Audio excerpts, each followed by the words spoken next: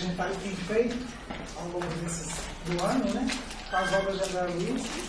Muitos são os espíritas que passaram a frequentar o curso no plano espiritual. E são espíritas que estão em tratamento na casa de Apoio Mateus, ou no hospital, ou no outro hospital, e estão dizendo o seguinte, abre aspas, quanto tempo nós perdemos com ilusões e pensamentos equivocados a respeito da vida do espírito. Fecha aspas. Né? Então isso vale para a gente refletir, né?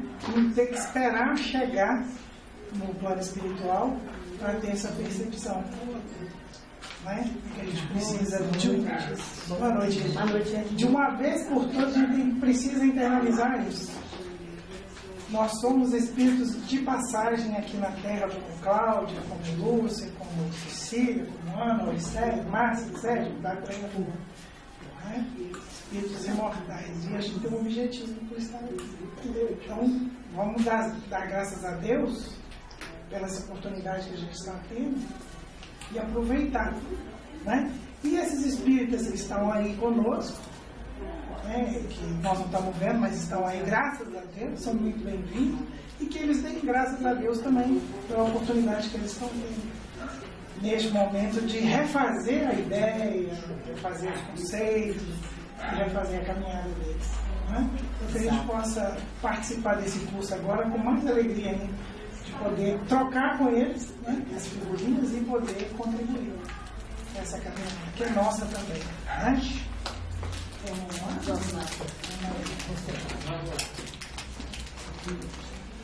Eu não sei se foi aí. Deu para perceber. Como é que foi isso?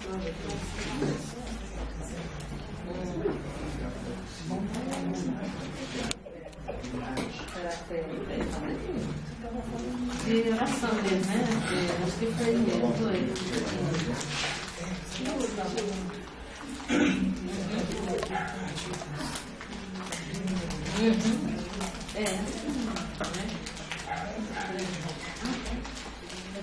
Isso, até nesse aí. Já fala bem. Boa noite, né?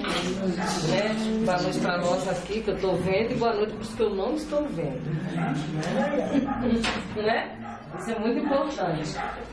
Igual a Márcia estava falando, né? Que esses espíritas agora, né, tem plena consciência de que, né, eles perderam tempo com o romantismo, pensamentos, né, diferenciados, que agora eles dão de cara com a realidade, né, e estão caminhando. E eu acho que pra gente também, né, por exemplo, pra mim, que já tinha um tempo que eu não estudava a obra do André Luiz, pra mim está sendo um ganho muito grande, porque eu estou relendo, estudando e vendo coisas que naquele momento que eu li no passado, eu não fixei, e agora eu passo assim, eu falei, nossa, eu não sabia disso. Eu não lembro que eu li isso.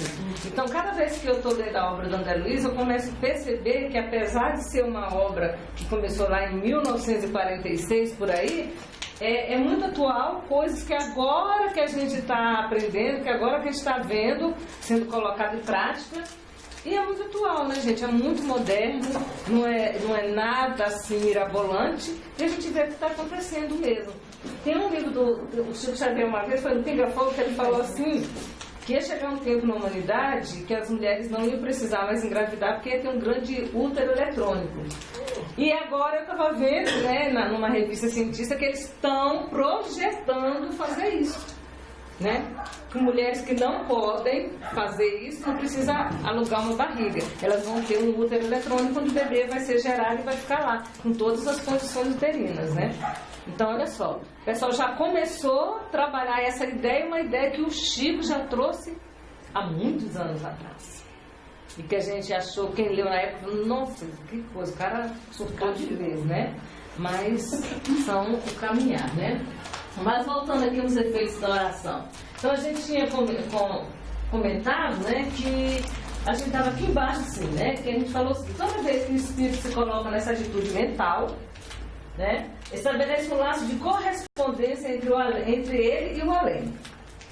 Se a oração traduz atividades do bem divino, venha de onde vier, encaminhar-se-á para o além no sentido vertical, buscando as bênçãos da vida superior, cumprindo os exercícios maus respondem aos maus nos planos inferiores, entrelaçando-se mentalmente uns com os outros. Então nós paramos exatamente nessa parte em que, quando a gente fala vertical, gente, é evolução.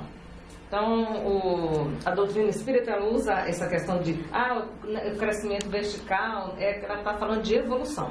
E quando eu falo crescimento horizontal, eu estou falando de intelectualidade, de conhecimento, de conteúdo, que não tem nada a ver com a evolução, que ela vai no sentido moral. É lógico que o conhecimento te dá base para que você possa caminhar.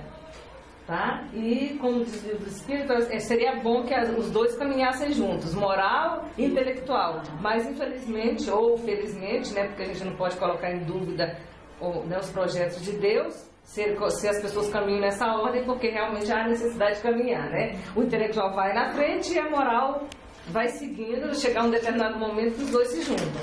Mas, por enquanto, vai ficar um caos do outro. Então, a gente trabalhou exatamente aí. E aí, falando o seguinte, quando você faz uma oração, você se conecta. Tá? Você entra em comunhão com alguém. E esse alguém está onde? Está em vertical? Ou esse alguém está para baixo? Né? Em vertical para cima ou está para baixo? Porque os maus também recebem. Os maus também entram em comunhão. Do lado de cá. Não precisa nem você pedir pro lado de cá. Basta você ter qual teor de pensamento. Porque às vezes você pede um mal para alguém, mas não pensando que é um mal. Você pode pedir em termos de vingança. Você está com tanta raiva da pessoa que você pede uma coisa ruim. Não que você está ligando com o mal, mas as pessoas se ligam com Deus, acham que estão se ligando com Deus. Igual quando pessoas falam assim, fulano me fez tanta coisa, mas olha, Deus está vendo, Deus vai castigar ele. O que ele está pedindo para aquela pessoa? Ele está te pedindo uma coisa boa para aquela pessoa, como dizer, Deus vai castigar. Vingança. Com quem você se conectou? Foi com Deus? Não. Eu peço a Deus todos os dias para que ele pague por isso. Ele está se comunicando com Deus? E às vezes você não está se ligando, eu vou me ligar agora com o que está lá embaixo, porque... Não! É o teor dos seus pensamentos. Aqui fala que é o teor do seu... É a correspondência, o que você quer de verdade. E é com esse objetivo que te liga a pessoa que vai receber a sua prece. E é com ele que você vai se ligar. Então, por isso que a gente sempre cai na mesma história. Vigiai e orai. Vigie seus pensamentos. Mas a gente não vigia os danados pensamentos, né? Não vigia, a gente deixa de embora. Um detalhe nesse capítulo, não sei se... Desculpa a voz dela. Eu não sei se é antes ou depois dessa fala aí. Que todo mundo que se põe a interceder pelo outro, que é quem está orando, aí eu lembrei do grupo corrente, né? Que é esse trabalho que a gente faz. Todo mundo recebe do mais alto a mesma quantidade, a mesma energia que vem do plano superior, para quem está orando. Aí ela acontece esse processo nesse capítulo, é muito interessante. Essa energia vem, ela passa por nós que estamos orando e sai em direção à pessoa, ou a circunstância, o fato que é o objetivo da oração. Aí é que está. Vem tudo igual, mas na hora de sair, depende dessa capacidade de cada um. Aí que nós vamos ver aquelas bolhas luminosas que ele fala lá, que caem, aí ela vem igualzinho para todo mundo. Aí a gente absorve aquilo, é como se a gente fizesse uma usina, né? Uma usinagem daquilo ali, passa por um motor, vamos dizer assim, se soma aos nossos fluidos e vai em direção àquela pessoa. Agora o que vai depende de cada um de nós. Da nossa capacidade de trazer, de usinar aquilo de forma positiva. Tanto que ele fala, a senhora lá, Ismália, né? Ismália. Que ela veio de um outro plano, de uma outra esfera, ela faz uma iluminação muito maior, atinge um monte de pacientes ao mesmo tempo, vários, e enquanto depois vem o Aniceto, que é o orientador do André, do rapaz lá, do Vicente, já é uma quantidade menor. Aí vem o Alfredo, que é o marido dela, já é menor. Depois vem os outros tarefeiros, que é aquele tiquinho. Exatamente. De energia, mas todo mundo carrega uma iluminação dentro de si. A questão é... O que você vai fazer com essa iluminação, você né? se preparar para fazer de forma eficiente. E tem mais uma coisa que eu acho bem grave nessa situação, porque a gente sempre fala assim, tudo que você deseja o outro vem para você, né? Aí a gente pensa assim, eu desejo mal e o mal vai. Aí um dia qualquer o mal volta. Não, é esse processo processo que a Márcia falou. Na hora que você recebe as bênçãos, os fluidos positivos. E aí você passa por dentro. Quando usina, você vira assim, fulano, não sei o que, não sei o que. Aí já ficou essa bênção que veio, essa luz que veio, eles usinam de maneira errada aqui dentro, já vai te atrapalhando todos os seus órgãos até sair para atingir o outro. E isso se atingir, porque se o outro não estiver na tua frequência vibratória, não chega no outro. E o que tinha que ficar em você já ficou. Entendeu? É sempre isso. Então ele nem vai para depois voltar, ele sai de você, quando você usina, ele passa por todos os seus órgãos. Ele já deteriorou tudo, já fez o estrago que ele tinha que fazer. Por isso que as pessoas que cultivam remorso, arrependimento, culpa, medo, mágoa, são pessoas que normalmente elas têm dificuldades de relacionamento, qualquer tipo de relacionamento, elas têm muitos problemas de saúde, que às vezes vai no médico, o médico não consegue detectar por enquanto. Até que em um determinado momento aquilo acomete o físico de alguma forma. E a pessoa fica até sem saber, porque cultivou mágoa, arrependimento, mágoa, remorso, uma série de outras questões. E usinou isso lá dentro, mandou para fora ou não. E se não manda para fora, aonde que isso vai acumular? É por isso que as pessoas falam que câncer é quando a pessoa tem muita mágoa, muito isso, atinge pâncreas, outra atinge não sei o quê. Aí fala assim, mas isso não é de uma hora para outra. Fiquei magoada, aconteceu. Não, isso é um processo que você vem alimentando dentro de você. E a prece, como ele diz, é o remédio. Porque você vai limpar você e oferecer um fluido de boa qualidade para o outro.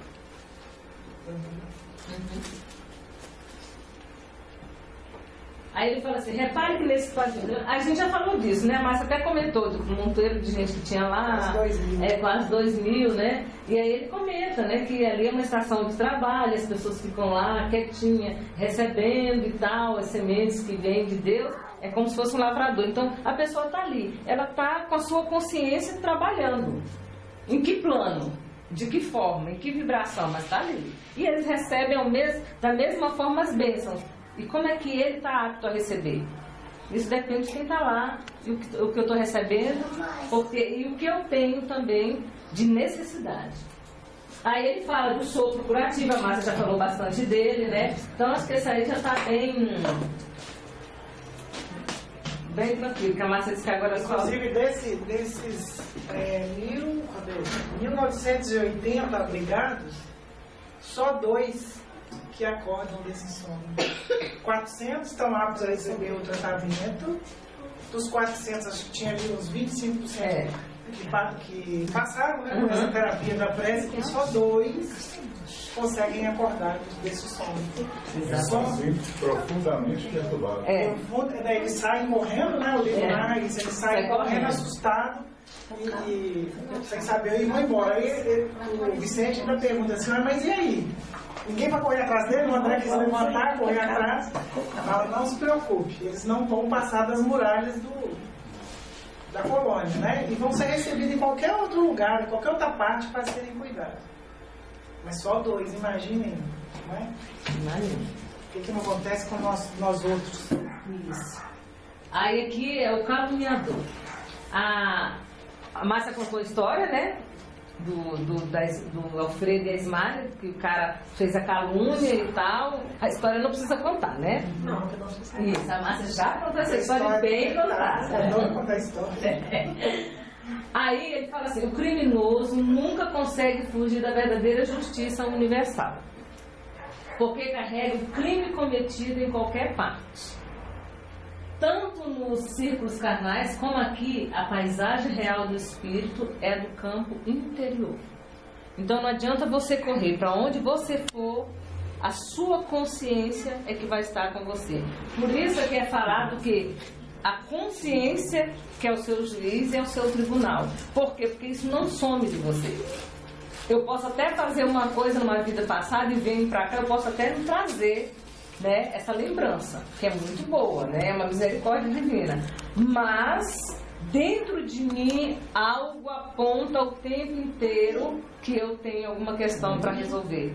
Porque até os próprios conflitos internos que a gente aparece, não sabe da onde, né, é coisas que vêm desse conflito, desse subconsciente que a gente tem, ou do nosso inconsciente, que não vai deixar que a gente fique em paz. A gente sempre vai ter uma angústia, um conflito que a gente não sabe de onde é que vem. E alguns falam, né, dentro da literatura, que alguns casos, né, de depressão são oriundos desses problemas. Porque a gente traz uma tristeza, porque diz que um dos principais fatores do depressivo é uma tristeza infinita, né? Que não sabe de quê. O não gosto pela vida. Então, às vezes, é todo esse conflito, essa angústia que você tem dentro de você, que não pode externar, porque você ainda não está preparado para aquilo, e você acaba externando em forma de tristeza, porque isso está em você. Essa memória, ela não está em outro lugar guardada, ela está em mim, ela está no meu espírito. Eu posso não trazer a ideia exata, mas algo dentro de mim me diz que tem alguma coisa que eu tenho que sanar comigo mesma. Porque você traz é a culpa, é uma grande culpa. Por isso a tristeza infinita, você não sabe de onde ela sai. São essas questões mal resolvidas que ficam lá, porque às vezes eu não dou conta de resolver por aqui ainda. E às vezes a gente fala assim, tem pessoas que vêm, passa assim, nasce, cresce, morre e não acontece nada. Pode ser que essa pessoa não esteja acontecendo nada com ela no momento, porque ela precisa se fortalecer para que numa outra encarnação ela possa resgatar algumas coisas. Ela está só ganhando uma força por essa aqui. Né? Então a gente nunca deve falar assim, fulano ou beltrano. A gente não sabe os bastidores da vida de ninguém. Né? Quando um está sofrendo demais, que a gente acha, né? E quando o outro não sofre nada, que a gente também acha. Tudo é um achismo total, né? Aí ele fala o seguinte: viveremos de fato com as criações mais íntimas de nossa alma. Então a gente não tem como, olha, eu estou indo e vai ficar e as criações íntimas aí, não. Você fez, vai e traz ela de volta, tá? Você pode não trazer consciente. Para melhor elucidação, recordemos a crucificação do Mestre Divino. Sabemos que Jesus penetrou na glória sublime logo após a suprema dor do Calvário. Entretanto, estamos ainda a vê-lo frequentemente pendurado na cruz, martirizado pelos nossos erros, flagelado pelos nossos açoites, porque a visão interior a isso nos compele. Então, todo ano a gente vai e comemora Jesus na cruz, comemora a morte de Jesus, comemora Jesus sendo flagelado. Alguém comemora Jesus em nós, agindo em nós, Jesus realmente vivo? Ninguém. A gente só vê todo mundo aí, faz aquelas procissões mais tristes do mundo, aí arrasta, aí bate, chicoteia. O que está acontecendo? Está simplesmente só reforçando isso. A gente não consegue ver um Jesus. Se a gente tivesse a ideia real de Jesus mesmo, que ele não morreu, que ele é espírito, que ele é um ser assim que a gente não sabe nem dizer a evolução dele, se a gente tivesse essa ideia, esse negócio de Jesus morreu, ressuscitou e ppp, e o pessoal vai lá e dá chicoteada, e a gente tá achando aquilo, oh meu Deus, vai ficar todo mundo triste, comiseração total. Se a gente tivesse a real ideia de Jesus, a gente não pensava nem nisso. Né? É porque lá, a visão interior a isso nos compete. A isso nos compete, porque a gente nasce numa cultura te passando isso, né? Te passando e também a questão da visão íntima que a gente tem da gente mesmo. Ela é tão, reforça tanto o negativo. Tudo reforça o negativo. Ao invés da gente celebrar todo o ensino que ele fez, todo o exemplo, a gente celebra justamente o lado contrário. O martírio dele, né? Porque a gente está realmente vendo o nosso interior, porque a gente carrega culpas, a gente carrega correntes que não deveria. E são essas questões que a gente fica assim, se lamentando lá dentro, a gente tem a mesma visão. Então, esse é o interior nosso, como é que ele funciona. A gente sempre acha que algo ruim vai acontecer. A gente não pensa assim muito positivo. A gente está sempre achando que a coisa não vai dar certo. Né? E isso é uma questão interior nossa. Foi você que mandou hoje a história do coitadinho? Jerônimo. É bem isso, né? O gigante do espiritismo. Escutou isso e internalizou, eu sou coitadinha, e a partir daí a doença se instalando. Mas isso acontece com todos nós, né? A partir da a gente reforça sempre o lado negativo. O lado negativo, né?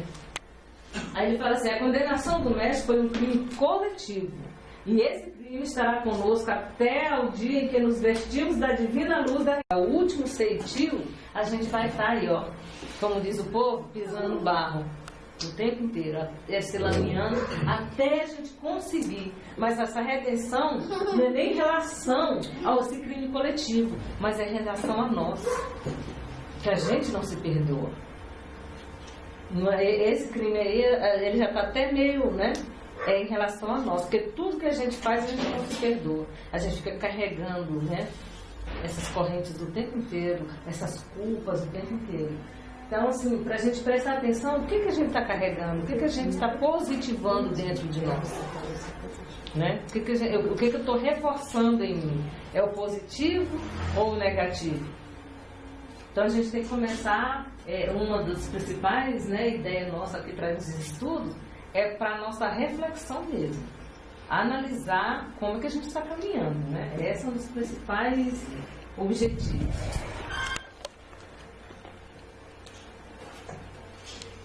Aí ele fala assim, mas Paulo veio ter casualmente a este posto? Paulo é o rapaz, o caluniador. Não, respondeu Aniceto, atencioso. Foi trazido pelo próprio Alfredo, que é o marido da Ismália, que sofreu, né? Que sofreu a calúnia, que se sentiu necessitado de disciplinar o coração. Então ele achou Paulo, né, sofrendo em algum canto, aí ele pega e traz, porque ele precisava, não era ajudar o Paulo, coitadinho do Paulo, né, me caluniou, minha esposa, não. Ele precisava ajustar o coração dele.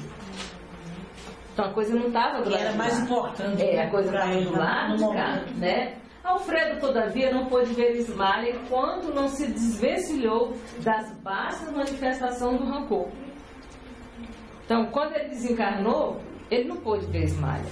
E continuou sem poder, até que ele se ajustasse com ele mesmo, para que ele pudesse chegar até ela. Porque ele tinha a manifestação do rancor dele por ela, né, que ele ficou, né, cheio de mágoa, cheio de remorso, culpa, uma série de coisas, e aí ele não podia. A frequência dele vibratória não dava possibilidade dele chegar na mesma frequência da Ismália. Enquanto que a Ismália ouvia, pedia. Por quê? Porque quem está lá vê quem está para cá. Agora quem está aqui só vê até aqui mesmo.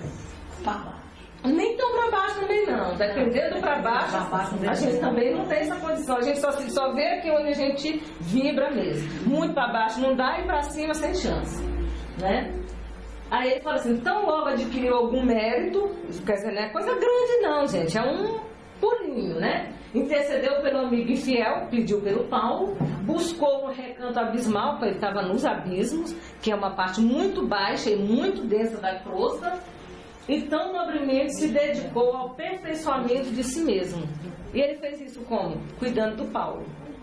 E à medida que ele cuidou do outro, esse cuidado se estendeu a ele. À medida que ele se cuidou, esse cuidado se estendeu ao Paulo. Então, é uma via de mão dupla, é um auxiliando o outro. Não julgue que o marido de Ismália conseguiu essa vitória espiritual tão somente pelo fato de desejá-la. Não é porque ele quis que aconteceu, não. Ele desejou, procurou, alimentou e agora permanece na realização. Então, ele fez esse passo ali, ó.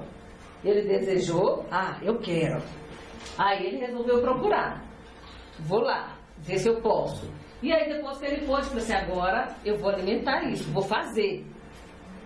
E aí sim, ele está realizando. Esse é o passo. Agora ele está realizando. Passo lento. Há muitos anos que ele faz isso. Não é uma coisinha, né? Fala assim, há muitos anos conversa com o Paulo diariamente. Nos primeiros tempos, aproximava-se do enfermo como necessidade de reconciliação. O primeiro momento foi um passo. Depois, como pessoa caridosa. Então, aqui, ó, quando ele fala de reconciliação, ele não está falando que ele queria fazer bem de Paulo, não. Mas ele já percebia que a coisa não era boa e que ele precisava se reconciliar. Depois, como pessoa caridosa. Aí sim, Ele começou a ir ao Paulo fazendo uma coisa boa, caridade mesmo. Aí ele já tinha esse sentimento de querer fazer o bem. Mais tarde adquiriu entendimento, comparando situações. Em seguida sentiu piedade. Olha, você vê que é passo a passo. Logo após experimentou simpatia, porque até então ele estava fazendo tudo isso por questões assim, eu tenho que ser caridoso, porque eu tenho que me reconciliar, porque eu preciso ser caridoso, e ele foi caminhando. Aí experimentou, né, simpatia, experimentou assim, cheguei lá, opa, parece que a coisa aqui vai dar liga, né, tô chegando, a coisa tá aquele ri pra mim, eu ri pra você, sabe, essa coisa assim, né. E presentemente conquistou a verdadeira fraternidade, o amor sublime de irmão pelo ex-inimigo. Gente, há muitos anos, ele ficou anos fazendo isso. Isso não foi de um dia para o outro, no mês seguinte, daqui a 3 meses, não. Isso aqui é anos, não sei quanto, 20, 30, não é pouco não, tá, gente? Na nossa contagem, tá? Mas é muita coisa, olha aí, ele veio de passo em passo, ó, devagarzinho, até chegar aqui. Ver esse ex-inimigo como irmão. Olha, quando ele fala na reconciliação, o primeiro passo que ele deu ali, pode ser que ele fosse, não, ele estava pensando mais no bem dele do que do outro, e depois que foi caminhando. Exatamente. E sabe quando às vezes a gente faz alguma coisa pensando na gente e não no próximo? Isso pelo menos fala que o primeiro passo já, porque muitas das vezes a gente faz não pensando no outro, mas pensando na gente. Isso é um passo. Eu acho que você já está indo procurar, ó. Indo procurar. Você já desejou, agora você está procurando. Está procurando. Se aproximando. Ninguém começa fazendo uma coisa assim de uma hora para outra como bom, eu sou o bom, porque a gente não tem isso dentro de nós. A gente começa assim mesmo, fazendo por uma forma, fazendo por outra, e à medida que você vai caminhando, você vai mudando esse processo, aí chega um determinado momento que você está fazendo aquilo porque você quer, porque é bom, que você se sente feliz fazendo. E não porque você tem que cumprir um programa, cumprir um cronograma, entendeu? Você faz aquilo porque é prazeroso para você.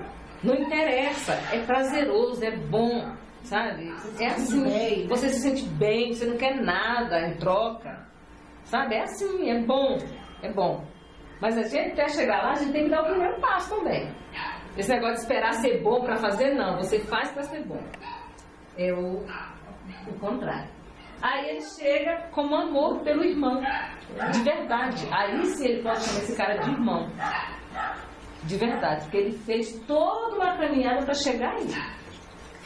Ele não começou chamando ele de irmão, eu vou ter que levar ele, porque, né, preciso achar esmalha, se eu não levar ele para lá, para casar, não acha esmalha. Não, ele já sabia que o negócio não ia ser fácil, ele resolveu fazer o que é certo. Mas primeiro ele estava pensando nele. Aí depois a coisa foi, né? Como veio, o ensinamento de Jesus quanto a bater e a crucificar é muito extenso, é muito grande. Não é essa coisinha que a gente lê e a coisa fica por aí mesmo, né? No plano da carne insistimos as portas das coisas exteriores. Então ele fala, aqui a gente no físico, a gente ainda está na questão exterior. Eu quero que os outros vejam, eu quero que os outros saibam, eu quero ser notada, tudo. Eu ainda estou nesse plano, tá? Procurando feliz facilidades e vantagens, mas aqui temos de bater a porta de nós mesmos. Não é a porta de ninguém, para encontrar a virtude e a verdadeira iluminação. Só que a gente ainda não bate na porta de nós mesmos, porque a gente ainda procura culpados. Né? Sempre a gente vai procurar o culpado, em vez de procurar soluções, primeiro procura quem é o culpado. Aí depois que eu sei quem é o culpado, apesar de não saber fazer nada com esse culpado, aí talvez eu vá achar a solução. Então a gente ainda bate na porta externa, quando que a gente tem que bater na nossa porta e falar assim, e eu? O que eu fiz de errado, ou o que eu preciso fazer? Né? O culpado nunca... O que eu fiz de errado? Não.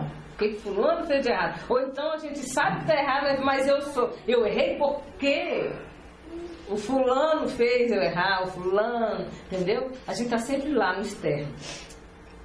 Mas isso tudo é pra gente não dormir não, tá, gente? É só pra gente ir analisando e tentando e fazendo uma caminhadinha.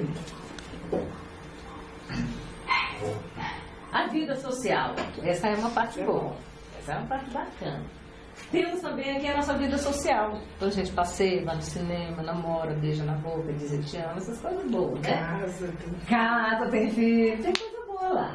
Como não, né? Como não? É preciso saber viver. Encantado com essa nota alegre, acompanhei os donos da casa, verificando com indivisível surpresa que tinham sobre os olhos um belo carro tirado por 2 soberbos cavalos brancos. Uma charrete, né, gente?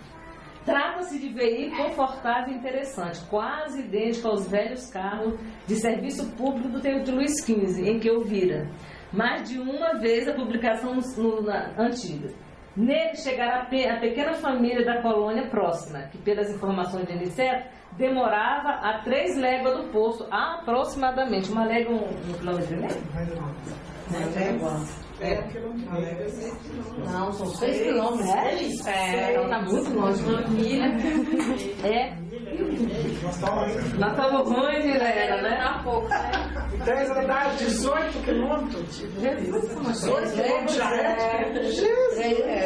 Melhor de Os longe. amigos cavalos de lá é mais robusto. É mais robustinho, né? E a estrada devia ser maravilhosa. Olha, não sei não, porque lembre-se que eles estão na zona de transição. Transição. Da Cruz, então é muito diferente aqui. Não, não é diferente.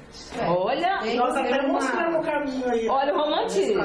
Não era romântico. Tinha até umas ribanceiras, Nós né? em Bacete, Tinha. Então, os vales tenebrosos, raio, trovão, chuva. tinha tudo. Então, não é lá bonitinho. Isso é Brastemp, não. Não.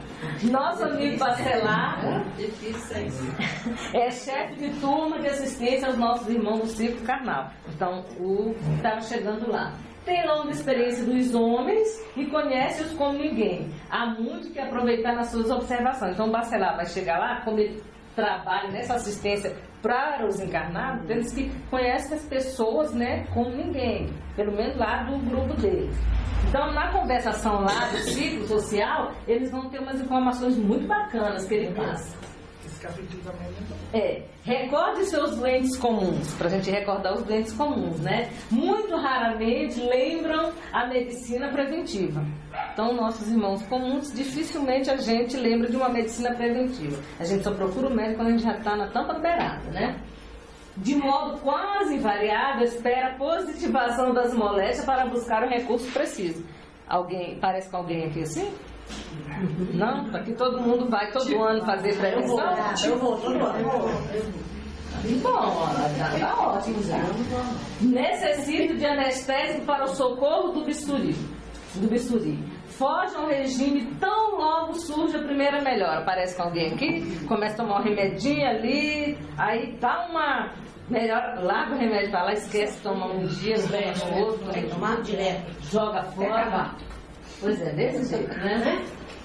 Somos forçados à preparação do campo mental conveniente a proceder à semeadura dos pensamentos novos. Então, o que ele fala? Que esses irmãos que ele cuida, ele tem que fazer esse trabalho aqui, é forçado, quando que nós já deveríamos ter feito isso. Mas como a gente não faz, eles são forçados a fazer a dar esses pensamentos novos para a gente.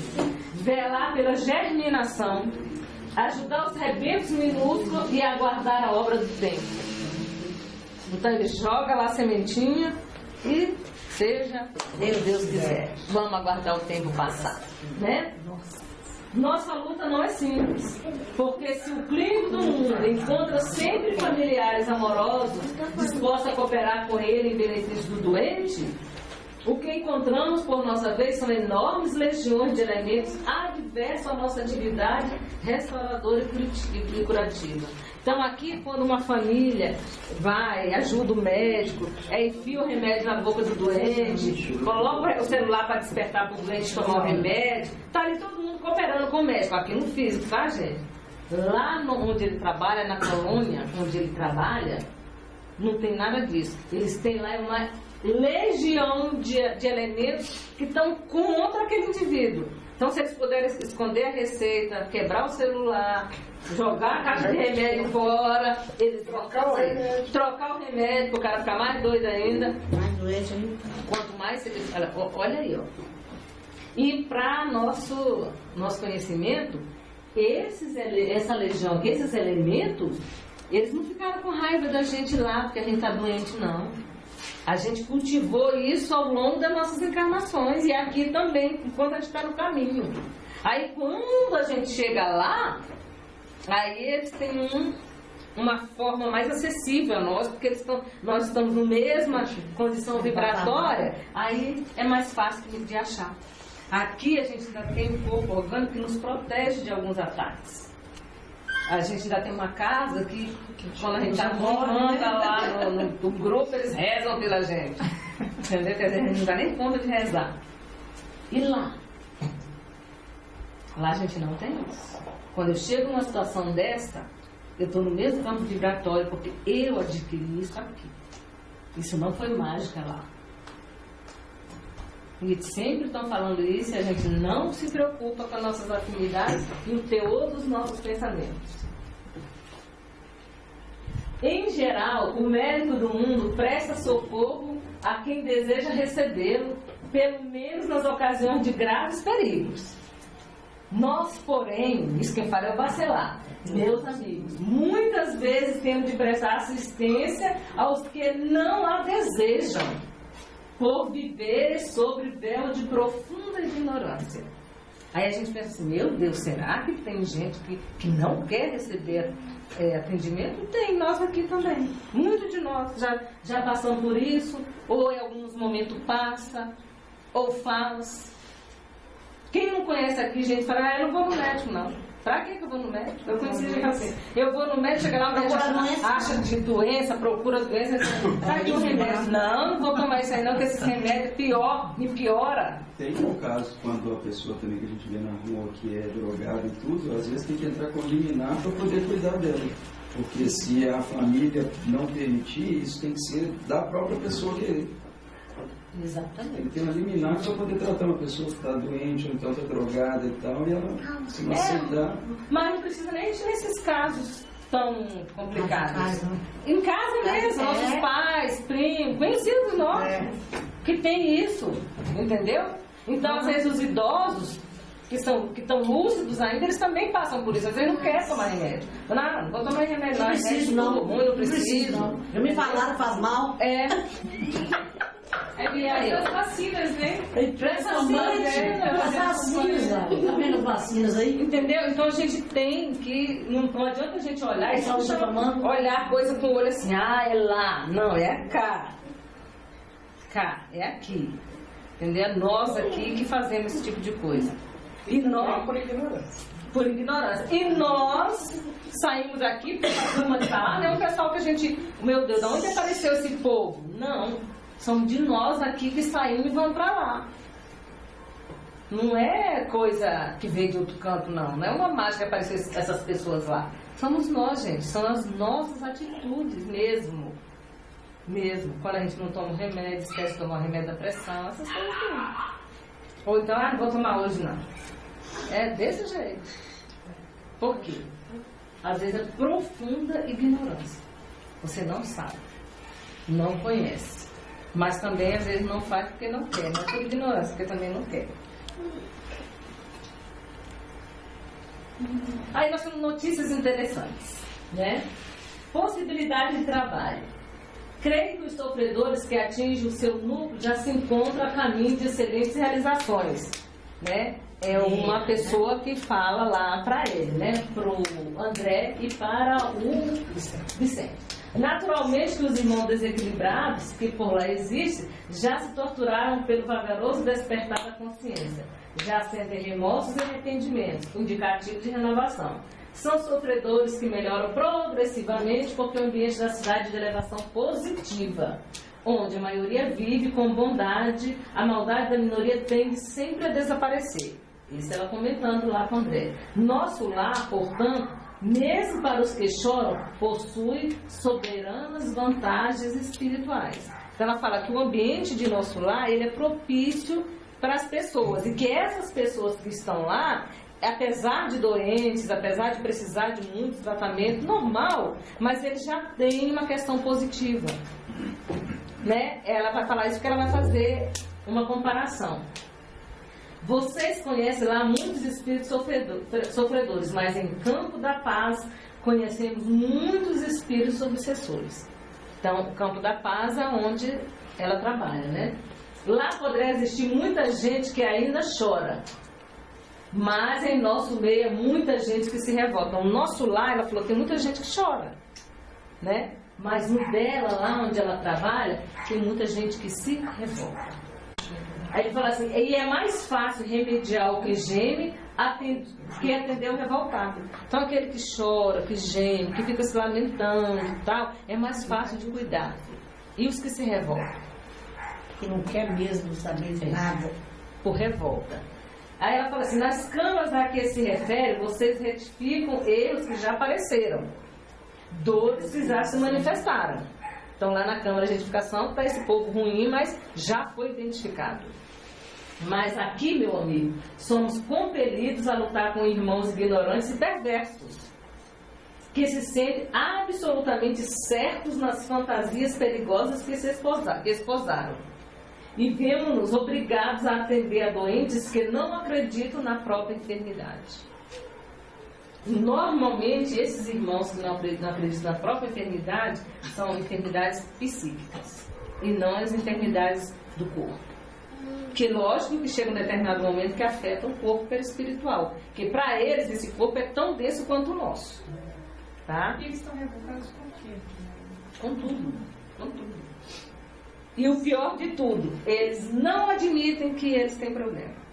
Porque eles não veem essa revolta como uma doença. Como uma doença. Entendendo? Vamos falar um caso assim, você vai para esses bandidos lá de dentro de um aglomerado daquele lá, o cara que manda queimar, manda matar. Você vai falar com um cara desse, você acha que ele se sente culpado, arrependido? Não, para ele é normal aquilo lá. É normal. Fez, levou, né? Fez, levou. E sem... Tá? É igual sentar e comer, trocar de roupa, para eles é um ato normal. Aí uma criatura dessa chega num ambiente desse, para ser tratado, ele não vai querer ser tratado, vai tratar de que eu não sou doente. E tem um detalhe, quando ele fala de espírito obsessor, o obsessor, ele é provocado a obsidiar alguém. Ele é provocado, sim.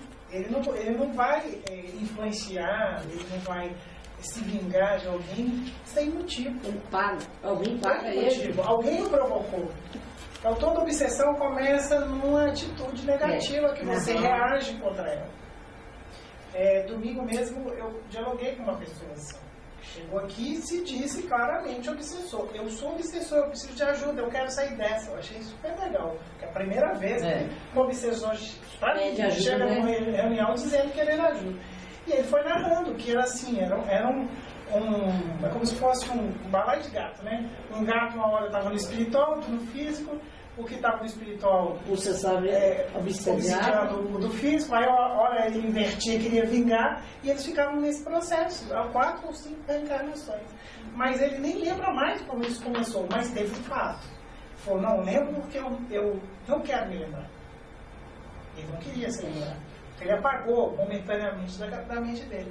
Mas existe um processo de que se inicia com alguma coisa que te incomodou. E aí é onde a gente precisa ter um entendimento quando a gente está trabalhando numa reunião mediúnica, né? O obsessor não é um cara totalmente do mal.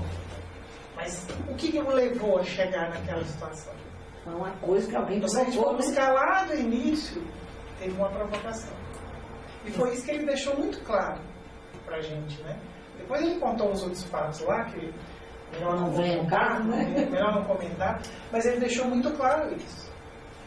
Ele falou, não sou santo, mas eu não aguentei. Eu não aguentei tantas provocações. E eu fui reagindo. Então a gente vê que às vezes a gente pinta, eu abri esse parênteses, sabe? Você é a gente pinta, às vezes, a pessoa, né? Não só o obsessor, mas seja quem for, até o encarnado mesmo que está ao nosso lado, como uma pessoa, um criminoso, quanto mais, que é ruim, que... Né? E a gente normalmente releva aquela pessoa, você nem chega perto. Mas se você for buscar, aonde começou tudo aquilo? Hoje já enraizou, já é um processo de uma psicopatia. Mas onde começou tudo aquilo? Tem algo que disparou aquele gatilho. Entendeu? E às vezes a gente fica falando, porque o obsessor do lado de lá, e a gente fala como se nós fôssemos os santinhos, Às vezes né? o ignorante do universo somos nós, né? É. Que temos um preconceito, né? Com esse tipo de pessoa e até dificuldade de... E a gente tem que ver como que a gente trata as pessoas por aqui. Porque essas pessoas, de repente, elas vão se tornar um desafeto, só um desafeto. Ah, não estou gostando da Tati, porque toda vez que ela me vê, ela fala isso, faz aquilo. Tá. Aí desencarna, aí aquele desafeto fica de olho, ela continua do mesmo jeito. E aquilo vai gerando um desconforto para lá, para cá, encarnações, que acaba chegando uma obsessão. E foi de uma coisa pequenininha que foi virando uma bola de neve. Então, quer dizer, a gente pensa que a obsessão é um cara que veio lá não sei de onde, para fazer mal pra gente, e que nós estamos aqui bonitinho. Não, foi algo que nós fizemos. O que ele fez e que a gente revidou, que ele revidou, que foi para lá, que foi para cá. E a gente ficou nisso. Vai retroalimentando essas relações. Porque, na verdade, tem uma ligação, né, gente? Não é gratuito. Né? Não, a obsessão nunca é gratuita. Nunca é gratuita. Ligados de forma afetiva, né? Às vezes o obsessor, ele está fazendo esse trabalho intermediando um outro que talvez não tenha condição de fazê-lo. Mas nunca a obsessão é gratuita. Nunca. Ah, eu olhei para ela, não gostei dela, vou obsediar. Não. Não existe. Por isso que a gente não pode menosprezar o sentimento de ninguém quando ele chega numa reunião. É importante colocar o sentimento, né? A gente como membro ostensivo, quem estiver dialogando, tem que tentar externar esse sentimento. Porque a gente vai achar coisas boas dentro daquela pessoa. E tem que esmiuçar para achar mesmo. De repente é uma forma até de ajudá-lo. Ele mesmo talvez não consiga enxergar nada além da revolta dele. E aí que está a bondade do outro, né? A habilidade que a gente tem até o outro também. Achar. Olha, é tão doente que às vezes ele não acredita na própria enfermidade. Ele está tão envolvido naquele processo que ele não acha que ele está doente. Ele já acha que é o outro que está olhando ele que está doente. De tão envolvido que ele está naquela situação. Então a gente tem que ter muito cuidado. Né?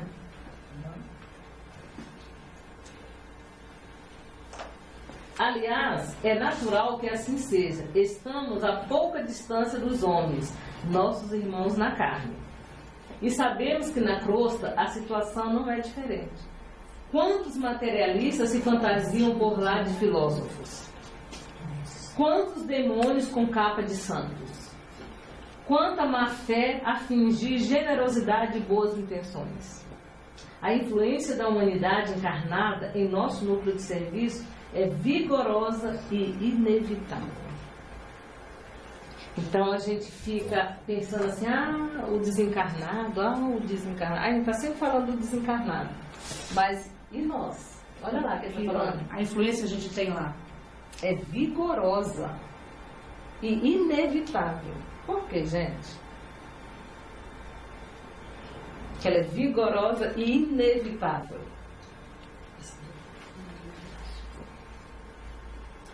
O pensamento é energia, né? Você manda energia para lá, você manda coisas ruins também. Tanto coisas boas como coisas ruins. Tá, e mais? E isso agrava a situação toda do... Tá, mas por que isso? Porque ela é inevitável e é forte demais, vigorosa, é muito forte. Está muito perto. Tá, mas e mais?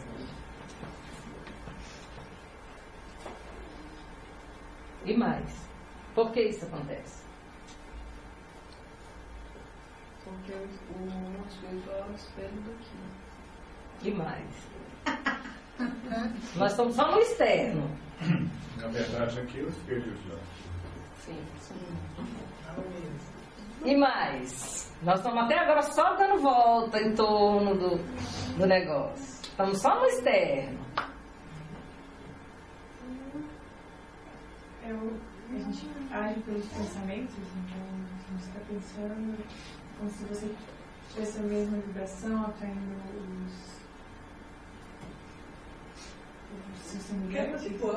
E mais? Não, até agora nós somos externos. É tudo igual também. Somos igual, mas e mais? Vamos sair do externo. Saindo do externo, vamos pensar internamente. Também, mas estamos saindo do externo.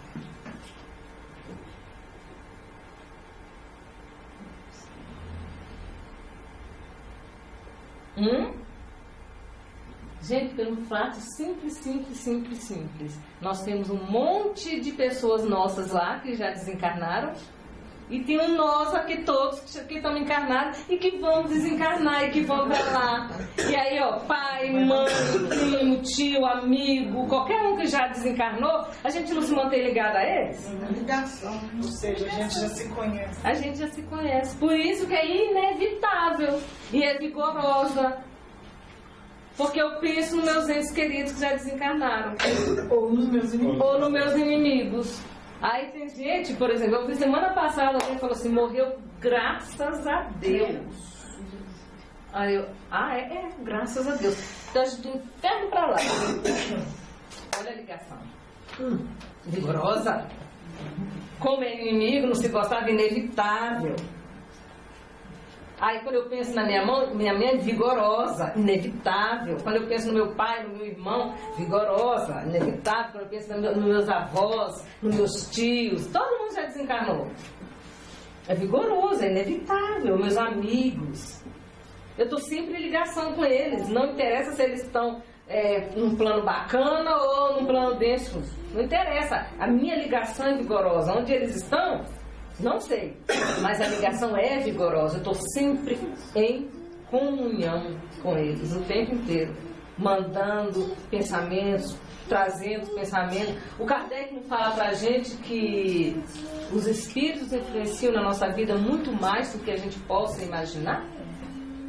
Será que a gente já se conscientizou disso? Será? Que todos os pensamentos que eu tenho 24 horas são meus? Se o Kardec falou isso, que eles influenciam a nossa vida muito mais do que a gente imagina. E a gente já imagina porque, né, que eles influenciam. E o Kardec fala, gente, é muito mais. Muito mais do que vocês estão imaginando. Ele influencia na nossa vida. E de maneira positiva e negativa. E aí quando a gente tem que se analisar e falar assim, tá, as minhas atitudes, as minhas questões, como é que eu estou hoje? Hoje eu estou do gosto. Quem está me influenciando? Hoje eu estou tranquilinha, light. Quem está me influenciando? E na contrapartida, quando eu estou nesse nervosismo todo, quem que eu estou a influenciar? E não só em termos espirituais, em termos físicos. Meus filhos, meu esposo, minha esposa, os meus entes que moram comigo, as pessoas que trabalham comigo. Quem que eu estou influenciando e quem está me influenciando? E a mesma coisa as pessoas também que convivem comigo, que me influenciam também. Nós todos não somos espíritos, mesmo encarnados. Laís, mesmo encarnados. Eu estou aqui pensando aqui. O quanto você falando, quantas vezes a gente você fala assim, nossa, hoje eu não tô em mim. Tô estressada, tô dando tiro pro alto. E ao mesmo dia você tá feliz, você quer. E o que as suas atitudes influenciam as suas pessoas. Se você tá bem, o quanto que isso é bom para um ciclo do trabalho. E se você estressa também, o que isso influencia? Exatamente. E quem você está influenciando também no plano espiritual e a influência que você está recebendo. Mas a gente influencia também para lá? Influencia? Olha ali, ó. Quer ver? Olha aqui, ó.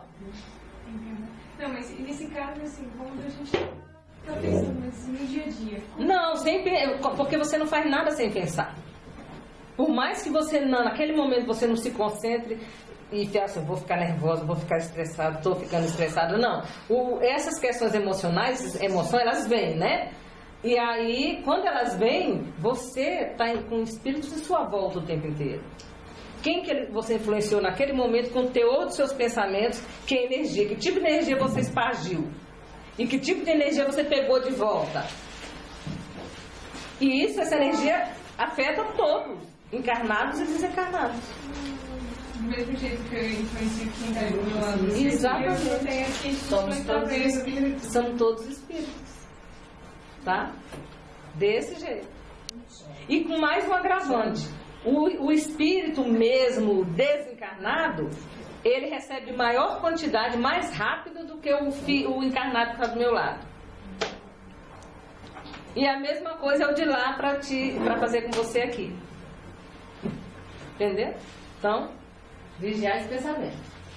A história da fundação é interessante. Alguns benfeitores reconhecidos a Jesus resolveram organizar em nome dele uma colônia em plena região inferior que funcionasse como instituto de socorro imediato aos que são surpreendidos na crosta com a morte física, em estado de ignorância ou de culpas dolorosas. O projeto mereceu a bênção do Senhor e o núcleo se criou há mais de 2 séculos. Nem todos os espíritos envolvidos, no entanto, estimam o serviço nesse órgão de assistência constante. Apesar desse núcleo ser criado, o objetivo ser bacana, ser, sabe, cheio de coisas boas, nem todos os espíritos que se envolveram nesse projeto gostam do tipo de assistência que faz lá constantemente. Que a gente pensa assim, não, o cara criou, então ele está se amando isso, né? Nem todos eles gostam tanto desse serviço que faz lá. Todos os dias. Fora o remédio. Não, mas isso aqui é trabalhador que ajudou a construir. É. Nem todos eles. Ajudou a construir, mas... eu ajudei a construir, mas o serviço está fazendo aqui, não gosto dele não. Eu preferia fazer outra coisa, que aqui fosse um outro tipo de serviço. Então, para ver... E por quê? Porque a maioria dos que estão aqui são pessoas que foram tratar e também ficaram e resolveram fazer esse projeto. Mas mesmo assim, alguns não gostam da ideia, né? Aí fala, nossa irmã Isaura, que se casou em Campo da Paz, olha lá, casou, viu gente? Há 3 anos lá reside em companhia do esposo, que é o funcionário do Serviço de Investigação do Ministério do Esclarecimento. Então, casou lá. Ela chegou lá, conheceu, namorou, casou, né? Tudo bonitinho lá. Vicente, que se mantinha de tudo expectante, exclamou, tocamos no assunto que muita admiração me tem despertado. Desde que regressei dos círculos terrenos, não tinha no mundo a menor ideia de que pudéssemos cogitar de uniões matrimoniais depois da morte do corpo. Quando assisti a festividade dessa natureza em nosso lar, confesso que a minha surpresa raiou pela estupefação. Então, assim como muitos milhões de nós espíritas por aqui, que se fala em casamento no plano espiritual, acabou. Arrepia, acabou a doutrina. Uau. Não é muita gente mesmo. Talvez nós aqui no Jacó já não tenhamos mais essa dificuldade, porque graças a Deus, né? Vamos pensar que sim. Vamos pensar que sim, né? Porque não falta pra gente informações, né? Sempre informações. E aí teve alguém que casou. Gente, e a gente casa, né? Puxa, casar é uma lei natural. E como a gente fala que a lei natural ela é para todo o universo, por que só casaria aqui no plano físico? Se aqui é porta de lá. Se aqui. André! Se Agora, é o bolo. É o bolo que deu, né? Se aqui é conta de lá. Por que aqui não acontece? E as pessoas casam para quê? Para constituir uma família, ter filhos, não é? Criados, e dá a possibilidade dos reencarnes, né? E os reencarnos a gente sabe que não acontece só de lá para cá, né? Acontece lá, para lá, para lá, para cá, para cá. Para baixo. Para baixo, entendeu? Para tudo quanto é lá. E ainda tem um caso mais curioso, que o personagem do nosso lar era casado lá e tinha uma outra moça que Nós comentamos. convivia, Tobias. É. convivia com uma moça que era esposa dele aqui, né? Uhum. Mas casou com outra lá e elas se entendiam bem. Isso também não é difícil de acontecer aqui, Não é? né? Cada um é ele casado com uma outra moça, mas sendo amigo da esposa anterior. Exatamente. Né? E as duas, às vezes, são amigas também. Ah, sim. Isso acontece na minha família. Porque no caso dele, Dois ele exemplos. ficou com a viúva, né? A esposa acaba sendo amiga da atual. Não. Desse jeito, né? Esse modelo. Não são simples, mas Acontece. acontece. Que às vezes eles mandam a outra para o plano espiritual, Então, como? e por aí vai. Nossa. Aí ele fala o seguinte: Cecília falou, isso se deu também conosco. Entretanto, é forçoso reconhecer que tal estado de alma resulta do exclusivismo pernicioso a que nos entregamos no plano carnal. Tá? Ele fala assim. Aí ele fala assim, ó, o que acontece comigo aqui vai me dar possibilidade de lá ter um casamento harmonioso, que essa pessoa daqui possa chegar lá e se tornar meu amigo ou não. Isso depende muito do que eu fiz. O que eu me entreguei aqui, o que eu fiz por aqui. Então eu já estou riscando o meu croquis da próxima encarnação, né? Porque se o casamento humano é um dos mais belos atos da existência na Terra, por que deixaria de existir aqui? Né? Onde a beleza é sempre mais quintessenciada e mais pura. Onde os sentimentos são mais elevados. Né? Onde você pode ter um olhar maior sobre os sentimentos, sobre a pessoa, né? E além do mais, é imprescindível ponderar que não vivemos a revelia das leis sábias e justas. Então a gente vive dentro de uma lei.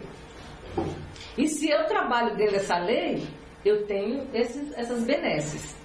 Se eu trabalho fora da lei, eu tenho as coisas malévolas. Você falando assim de casamento e tudo, era muito engraçado que quando eu comecei a entender um pouco, primeiro eu achava que os espíritos, os desencarnados, era aquilo que a gente via, que era os fantasmas que se envolviam. E depois eu fui entendendo... Uma fantasma do lençol, né? Desse jeito, não tinha como. Aí depois eu comecei que tem uma estrutura, que é uma cidade e tudo como nós. Nós somos espíritos. E aí depois eu fiquei pensando, a gente desencarna aqui, quantas pessoas mais velhas desencarnam, e como que lá tinham crianças? E aí esquecia que poderiam se casar, e eles também têm os órgãos de produtor, que podem constituir família. E quem achou o contrário, porque não leu esse livro. Esse livro é antigo. Muito antigo. Os Mensageiros. É o segundo livro. O segundo livro da leva dele. Entendeu? Então, assim, e ele fala assim, a gente não vive a revelia das leis. E é uma questão de lógica, como você está falando. O corpo é idêntico. Idêntico assim, guardado as devidas proporções, né? Mas é idêntico, tem todos os áudios. E é para funcionar, eles têm para funcionar. E aí eu ficava, gente, mas como é que será que vai ter crianças lá? E aí, será que as crianças desencarnaram aqui, estão lá? Também. Mas só que também tem o caso de ter nascimentos lá. Exatamente. Então, desse modelo. Aí, se você, Cecília, está aguardando um prêmio de visita à nossa cidade, como se casou ela, a irmã da Cecília? Transferindo-se para lá definitivamente. Cecília sorriu e tocou. E isso é outro caso. Isaura não poderia correr atrás do noivo, porque estava em situação inferior à dele. Mas Antônio, o noivo, né, como superior, poderia descer a buscá-la. Ela não poderia ir para nosso lar, mas ele poderia descer lá naquela cidade onde ela habita e pegá-la lá, né? Não creio, porém, que o matrimônio se tenha verificado sem qualquer preparação ou exigência. Não é só assim, gostei da fulaninha, vou lá buscar para ficar aqui É comigo. o caso do Alfredo É. e da Ismael, né? Ela pode ir até ele, Mas mas ele ele não pode ir até ela. E eles não vão poder casar enquanto ele não puder Ir lá. chegar até ela. Exatamente. Aí ele falou assim, o noivo poderia conduzi-la sem qualquer formalidade, desde que recebesse o devido consentimento, porquanto obtiver a permissão das autoridades de nosso lar, mas um dos chefes de serviço aconselhou a Isaura nesse sentido, explicando-lhe que, como administrador de uma colônia em condições de inferioridade, não podia opor qualquer embargo. Quer dizer, ele não podia dizer que não, porque ele estava numa condição mais inferior ao nosso lar. Mas pedia para a noiva preparar-se por 6 anos sucessivos em campo da paz, antes da partida definitiva. Então ela tinha que se preparar 6 anos. Acrescentando Olha, tem mais. acrescentando sensatamente que no casamento de almas, né, quando ele fala casamento de alma, eu estou falando casamento de sentimento, de afinidade, né, tudo bonitinho ali dando certo. É indispensável apurar, eu achei essa ótima, gente, o enxoval dos sentimentos. Olha que profundo. Enxoval dos sentimentos. Aí todo mundo aqui se prepara pano de prato, pano de cozinha, pano disso, pano daquilo, lingerie. Sentimento nenhum, né? Aí aqui, ó, e ela não, sentimento. Psique. Aí ele fala assim, nossa irmã, que foi sempre muito prudente, né? Aceitou a solicitação, trabalhou durante todo esse tempo em nossa colônia, lá no Campo da Paz, adquirindo os valores culturais e aprimorando o campo do pensamento. Viu? Que maravilha que é casar lá. E a gente aqui conhece no meio, no outro caso. Sentimento do enxoval nenhum de sentimento preparado. Aí separa. Entendeu? Então assim, olha só. Vamos começar a preparar um enxoval de sentimento por aqui, gente. Pra gente chegar lá não demorar 6 anos. Pelo menos 2. Ser mais rápido, né? Aí ele não pode passar.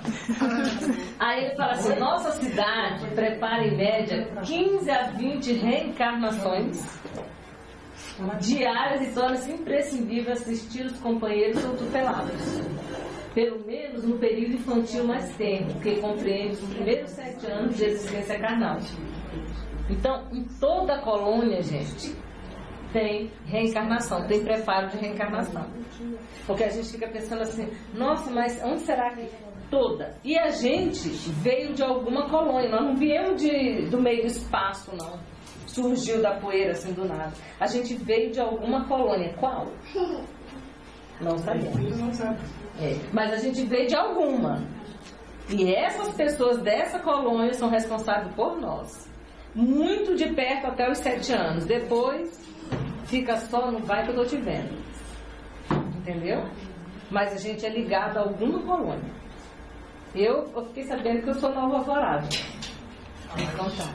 Vai vendo. Entendeu? Aí olha só, nos primeiros 7 anos de existência.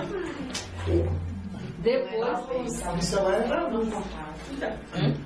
Paulinho, Oi. ali está dizendo assistir os companheiros ou tutelados pelo menos no período infantil mais tempo. Seria aquela parte que compreende os 7 primeiros anos. Então tem sentido mesmo uma criança que às vezes tem um campo mais aberto, chácara mais aberto, entendeu? Porque até os 7 anos a criança ainda está muito ligada ao plano espiritual. É por isso que também. Aí ele vai recebendo instruções, ele está sendo ali auxiliado o tempo inteiro, olhando. Aí aos 7 anos a reencarnação dele se efetiva. E aí ele continua caminhando com o seu mentor lá, seu anjo da guarda lá e tal, mas nem uma coisa ali de estar teleguiando ele. Ele vai caminhando até para ele poder se organizar enquanto ser humano e ter a sua ascensão. Você estava se referindo muitas vezes àquelas crianças que conseguem perceber essas companhias, né? Uhum. O amiguinho imaginário. Tudo até os 7 anos eles conseguem. Tanto é que, assim, até os 7 anos, a maioria das crianças, elas têm muita... você pode ouvir a maioria das mães falar, nossa, minha filha tem 3 anos, é inteligentíssima. Ela faz isso, escreve isso, sobe, pula, cai, derruba. Até 7 anos. Coisas que eu não sei. Fala umas coisas que eu não sei de onde que vem. Aí depois de 7 anos você pode olhar que a maioria das crianças elas tendem a ser iguais. Elas têm os amigos invisíveis também. Tem, mas depois de 7 anos elas acabam. Tem muitos amigos. Aqui no comédia. Entendeu? Aí aos 7 anos elas começam a se igualar. Aí você vê que as crianças assim, elas são quase todas, guardando as devidas proporções, elas são quase todas iguais. Aí aquela inteligência, aquela desenvoltura, vai acabando. Aí você diz, olha, até você era tão desinibido, fazia isso, fazia aquilo, agora não faz nada. Ficou boba. Aí fala assim, ficou boba, não sei o quê. É porque a criança ajustou ali na reencarnação dela e agora vai, como diz assim, vai ser ela por ela. Entre aspas, né? Ela não vai ter alguém segurando na mão, vamos, caminha por aqui, olha, cuidado. Não tem. E a ligação é cortada quase que efetivamente, fica só a ligação normal do espírito. Mas aquela tutelada ali fazendo, não tem. Aí vai que eu tô te vendo. Entendeu? Vai caminhando agora que eu tô te vendo. E essa ligação vai diminuindo aos poucos ou aos 7 anos? Não, ela só diminui aos 7 anos. Ela, tipo assim, não sei, mas deve diminuir tipo 90%.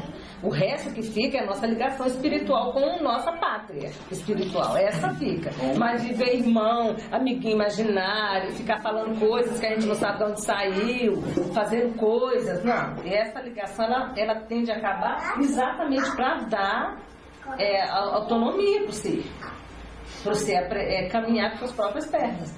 Começar a utilizar o seu livre-arbítrio. Entendeu? Ele pode se tornar um mentor. Pode. Ele pode se tornar. Aí ele fala assim, infelizmente, porém, temos as faculdades de volização bastante adestrada. É a menina conversando, né?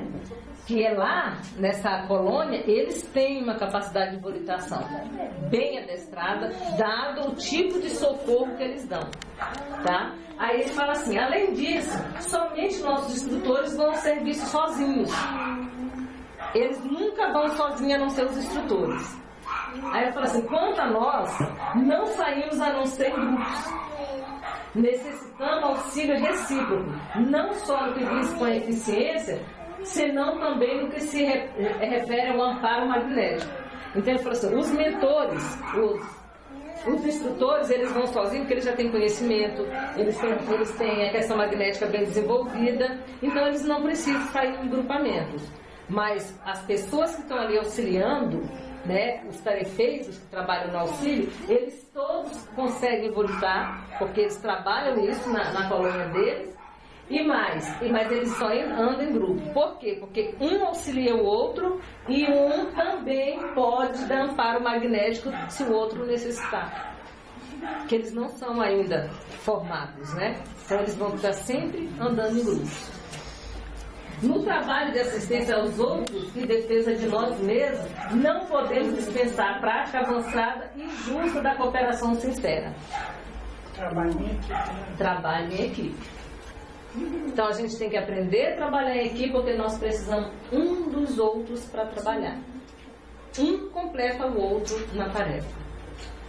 Ninguém é autossuficiente em nada. Acho que em todo o campo da vida a gente vai sempre necessitar do outro. E isso é muito importante que seja para que a gente trabalhe o amor ao próximo conosco. Por isso, esse trabalho de cooperativismo. Não fazer por obrigação. Por enquanto, a maioria das vezes a gente faz por obrigação. Mas isso é treinamento, tá? O difícil é quando você ainda não fez, nem por obrigação. Quando você já começa na obrigação, já está andando. A caminho da cruz. Ih, vai terminar aí.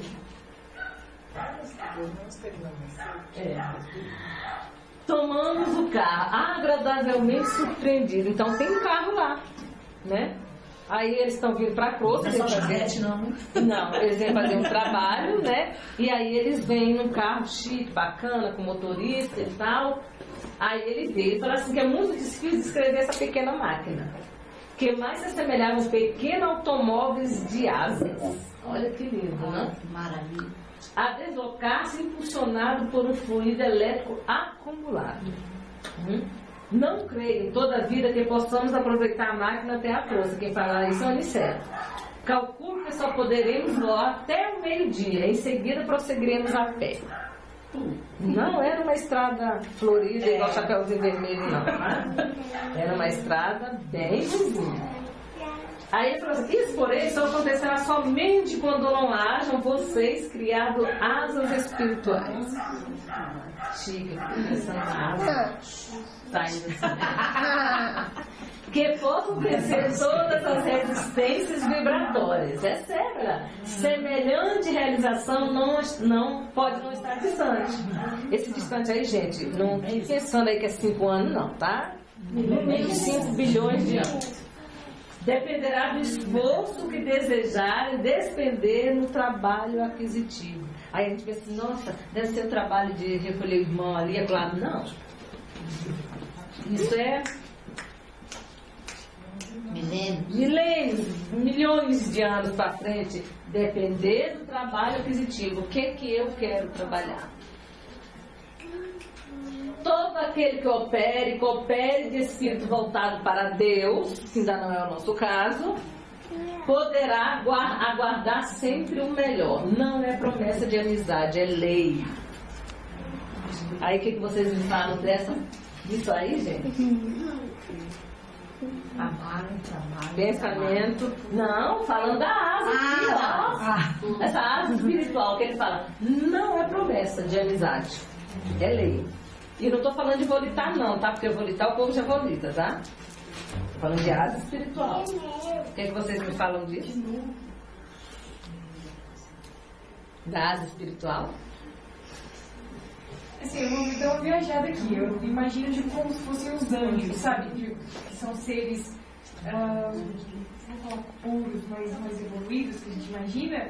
E eles possuem essa asa e a gente, à medida que a gente vai evoluindo, tirando a densidade, a gente pode reduzir elas. O que mais, gente? O que mais? Asas espirituais? São mesmo. Evoluindo espiritualmente, as coisas, né, vão assim, por exemplo, assim, a bondade, a fraternidade começa a ser uma coisa natural na vida. A gente não perceber que sei lá, fazer certos questionamentos e tudo, a gente pega, vai lá e faz. Entendeu? Então eu acho que daí vai ficar uma asinha, sei lá. O que mais tem que falar de asa? Eu acho que não necessariamente essa asa. Não, não é a asa de verdade, a asa de que a gente cai igual um passarinho. Sei não. Não, bota mais uma pimenta lá. Deve ser, porque A asa de passarinho, igual de anjo que a gente vê. Nas asas, eu acho que conquista é a liberdade que você adquire à medida que você vai evoluindo. Então, você vai adquirindo essa certa liberdade com responsabilidade que vai se criando, porque para chegar no nível desse, né, a gente supõe isso. Então, é lei por quê? Porque é inexorável a evolução. Um dia todos vamos chegar lá. Né? Quem está lá começou que nem a gente, todo mundo que estava atrás também, então eu acho que é um processo. Então, eu acho que essa asa está muito mais ligada à liberdade do espírito, em termos, né, não só do conhecimento, mas da moral. O que mais?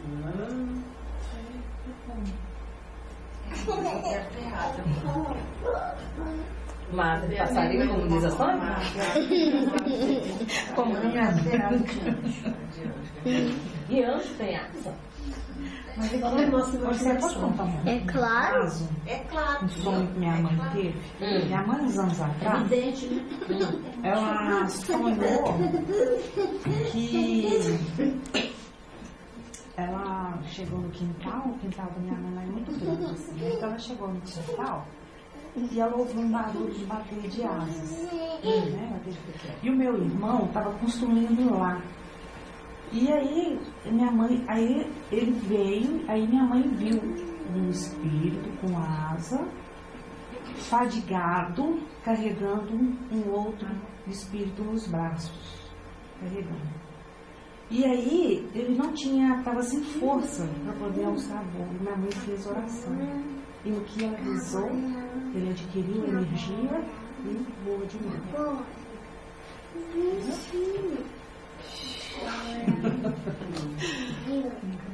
O que mais, gente?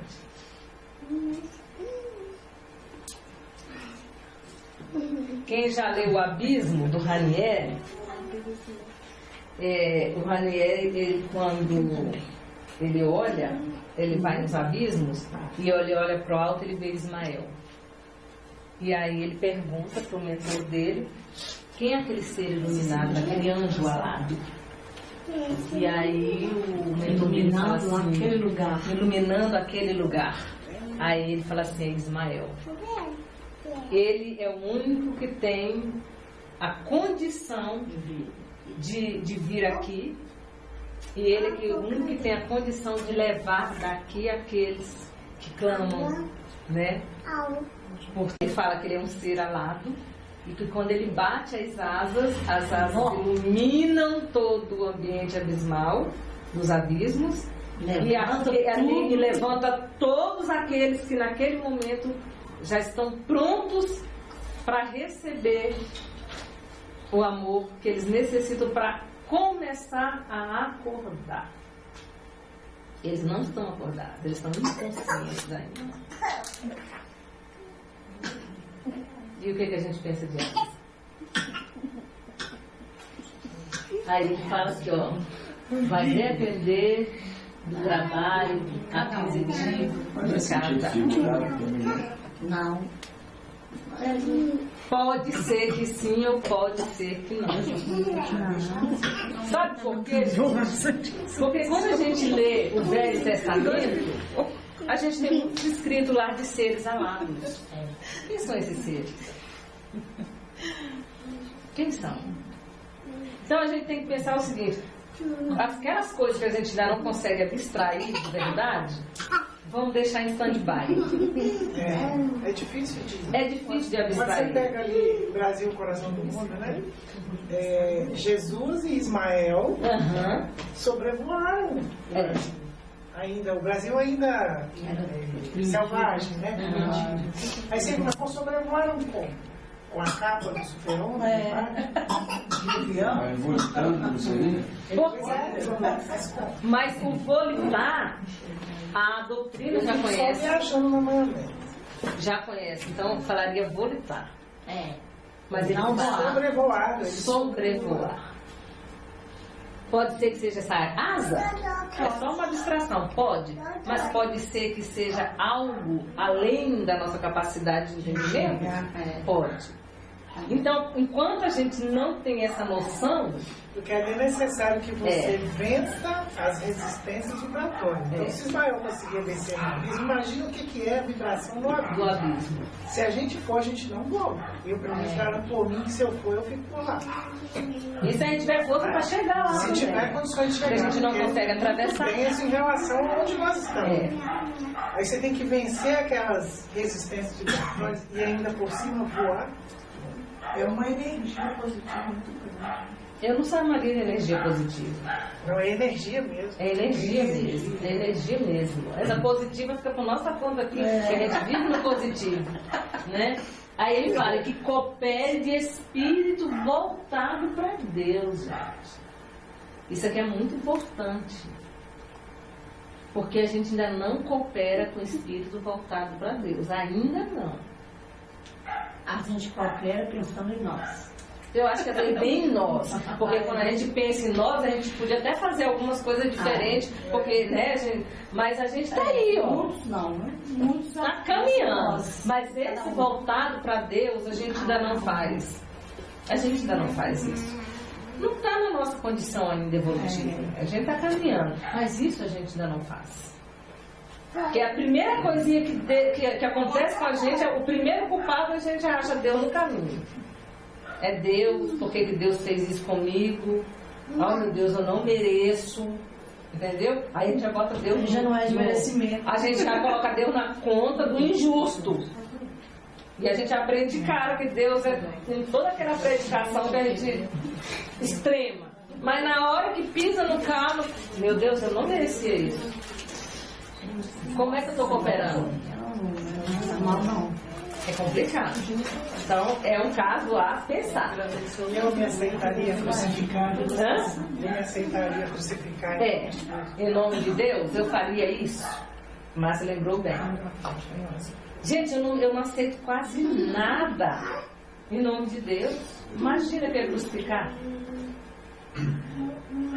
De jeito nenhum. Então a gente tem que começar a analisar mesmo as nossas questões. Isso não é uma coisa fácil, não é simples. A partir da hora que a gente começa, igual assim, eu penso assim também, lógico, eu tô só falando, mas eu penso assim também. Quando morre um ente querido nosso, aí a gente chora, sofre, não, que é confusão. Mas se a gente acreditasse mesmo na vida espiritual, falando, não, foi, que bom, voltou para a pátria dele, olha que bacana. Mas a gente não faz isso. A gente sabe que os filhos não são nossos, que é empréstimo de Deus, mas só de pensar que um pode morrer, a gente enlouquece. Não, eu prefiro ir, mas não quero que meu filho vá. Olha que doideira nossa. Só as novelas também, porque aí nada mais é do que a prática aplicada do egoísmo, porque a minha dor é maior do que a dor do outro. A mesmo irmão que perdeu pai, mãe, sei lá. Quem mais sofre é você. Você não quer saber se o seu irmão está. Agora, nós estamos errados? Não, porque nós estamos nessa, né? Ainda a nossa condição é essa. A nossa condição ainda é essa. Não tem esse negócio. Se morreu com um ente querido, a gente vai sofrer. Agora, se morreu, a gente nem conhece, ótimo, mas vai ser eu do que eu. Não é verdade. Gente, isso é mentira? Não é. A gente não quer.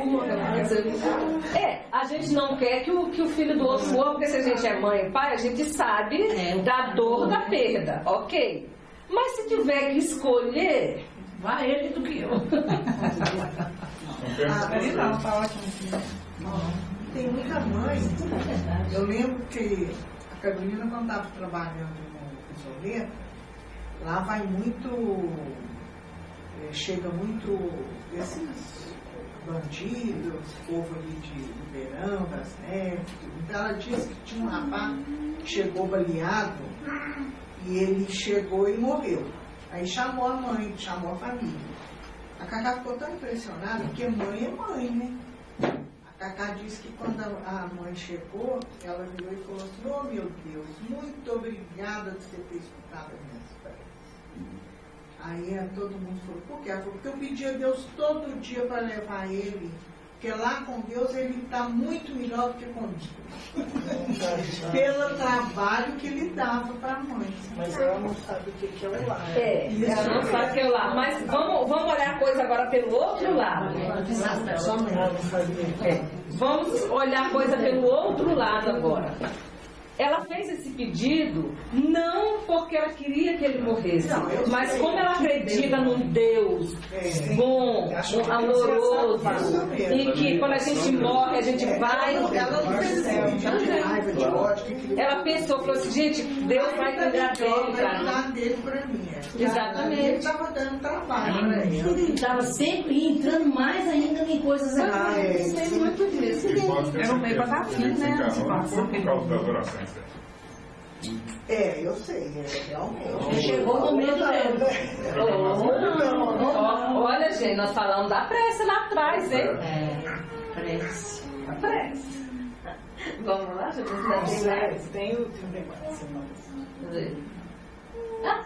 Tem uma coisa. Infelizmente, as emissões vibratórias da humanidade encarnada são de natureza bastante inferior, tá? Em nos referindo à maioria das criaturas terrestres, gente, a maioria, né? E estas regiões estão repletas de resíduos escuros de matéria mental dos encarnados e desencarnados de baixa condição. É ele atravessando para vir para a força. Atravessaremos grandes zonas, não propriamente tenebrosas, mas muito obscuras ao nosso olhar. Daqui a 2 horas, porém, encontraremos sinais da luz solar. Isso é o Unicef falando, né? Olha, nós vamos atravessar, é uma coisa muito escura, mas não chega a ser tenebrosa, aquela coisa, né? Pavorosa. Aí ele falou, entramos na zona de influenciação direta da crosta. Então entrou na zona onde nós influenciamos. Ali está na nossa área, né? Poderemos, doravante, praticar a volitação. Então não tem asa, volitando. Então você viu que ele faz diferença entre asa e volitar. Utilizando o nosso conhecimento de transformação da força centrípeta. Então isso aí, gente, não é mágica, não é varinha de condão, é pura tecnologia, é pura ciência, é pura ciência. É transformar a força. Né? É transformar a força. Por isso que a questão da asa, ela tem sentido por uma questão física, de dispersão, de conseguir realmente de quebrar, vibração, sair. Então é possível que realmente não seja uma coisa só de símbolo, seja uma coisa real por causa da questão mecânica, física do próprio ambiente perfeito esperado. De repente ele tem condição de pegar essas energias e fazer algo. Como você citou o caso aí do Ismael. Radiando luz.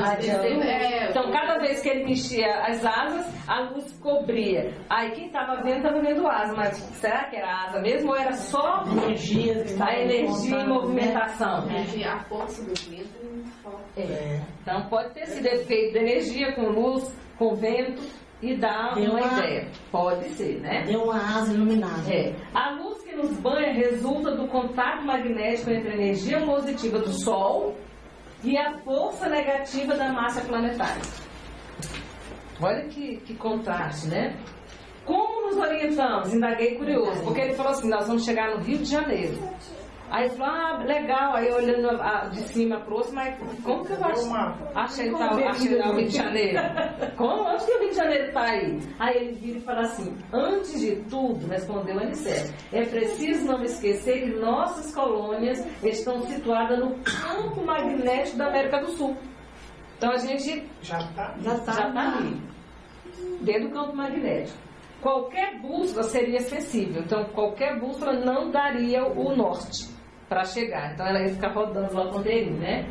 De agora em diante, mas em nosso caso é indispensável educar o pensamento e orientar-nos dentro da energia que lhe é peculiar. O que ele quis dizer? Nós vamos orientar o pensamento, canalizar nossas energias, impactar com a energia da onde eu quero ir, que é o Rio de Janeiro. A minha energia funciona como uma bússola.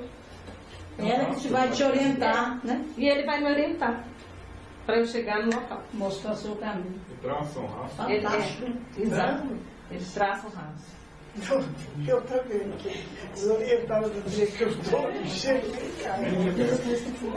Aí ele falou, gente, educar o pensamento. Todo dia a gente fala de pensamento, está ficando claro, não está? Educar o pensamento. A gente erra dentro do bairro, erra a rua de casa, imagina como como que está a nossa educação de pensamento, a gente às vezes erra até o caminho de casa.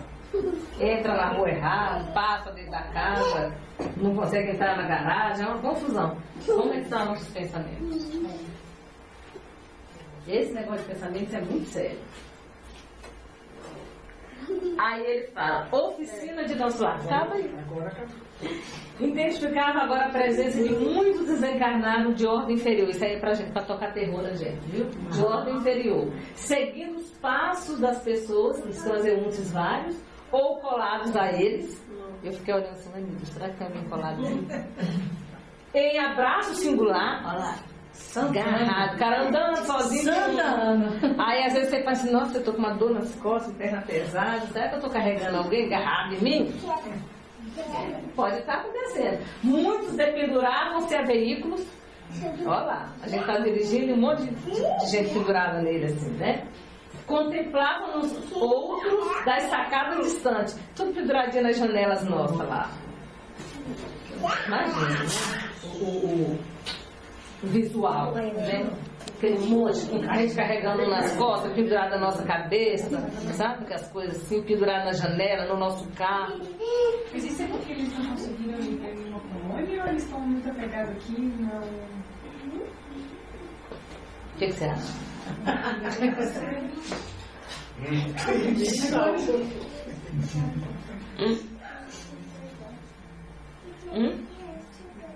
Voltando àquela parte onde você fala que a gente influencia muito do visceral, eram duas palavras, visceral e que a gente influencia lá e vice-versa. Inevitável e vigoroso. Pode ser isso que a gente atrai tanto que fica aqui com a gente? Também. Tem vários fatores, esse é um dos. Quando você fica muito apegado a essa pessoa e ela também tem a mesma frequência vibratória sua, às vezes ele fica por aqui mesmo. Às vezes não, são muitos que ficam perambulando por aqui. Imagina se você pudesse ver assim, um tanto, fazendo as mesmas coisas. Muitos estão aqui e não sabem que desencarnou. E aí, quando eles forem recolhidos, porque todos são recolhidos e socorridos em algum momento, tá? Esse momento pode durar de um dia até milênios. Eles são socorridos, de alguma forma. E aí, às vezes, a maioria deles reencarna e nem sabe que reencarnou. Aqueles 1800, por exemplo, é casos assim. Está muito perturbado, desencarna, não sabe, desencarnou, fica na mesma casa ou na rua, se ele era um morador de rua, qualquer coisa dessa natureza. Ele vai para o ambiente. E ele fica por ali. E aí fica fazendo as mesmas coisas. Fica fazendo as mesmas coisas também, se ele não tiver noção. Aí ele fica achando que você não está mais... que você está fazendo alguma coisa errada. Que minha família não me ouve, minha família não fala mais comigo, eu não estou dando minhas coisas, vender a minha casa, sabe? Essas coisas assim. Pessoas estranhas estão chegando na minha casa, essas coisas assim, no meu trabalho, ninguém fala comigo no meu trabalho. Essas coisas assim. Simples assim. Tem um filme ótimo que fala sobre isso, chama Os Outros. Você já viu? Interessantíssimo.